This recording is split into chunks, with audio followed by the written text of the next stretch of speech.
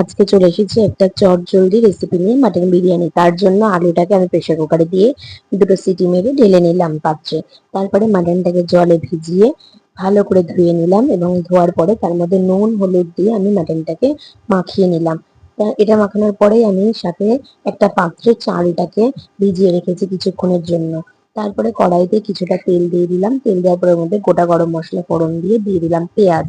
সাথে দিলাম একটু নুন, লঙ্কার গুঁড়ো, আদা রসুনের পেস্ট, এবং এটা নাড়াচাড়া করার পরে আমি ওর মধ্যে দিয়ে দিলাম মাংসটাকে কিছুক্ষণ নাড়াচাড়া করে নিয়ে ওর মধ্যে একটু বিরিয়ানির মশলা, কেওড়া জল, গোলাপ জল অ্যাড করে গ্যাসটাকে কমিয়ে ঢাকনা দিয়ে আমি ওটাকে ভালো করে সিদ্ধ করে নিচ্ছি। তারপরে আমি একটা কড়াইতে তেল দিয়ে আলুটাকে ভেজে নিলাম ভালো করে।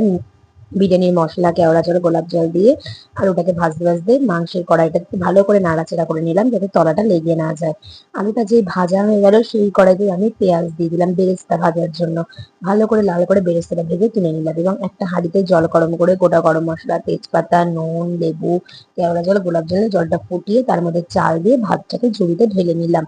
ভাতটা ঢেলে নেওয়ার পর একটা হাঁড়িতে মাটন দিয়ে, ভাত দিয়ে, ডিম, বিরিয়ানির মশলা, কেওড়া জল, গোলাপ জল দিয়ে এটাকে দমে বসিয়ে কিছুক্ষণ পরে দম থেকে খুলে আমি এটাকে গরম গরম সার্ভ করলাম। এবং যখন গরম গরম সার্ভ করলাম, তার রিভিউটা দেখো, বরমশাই খেয়ে বলছে দারুণ হয়েছে। সত্যি মাটন বিরিয়ানিটা আজকে অসাধারণ। তোমরা এইভাবে একবার বাড়িতে বানিয়ে দেখো, তোমাদেরও ভালো লাগবে। এবং আমিও টেস্ট করে নিলাম, এবং আজকে দুপুরের খাবার এইভাবেই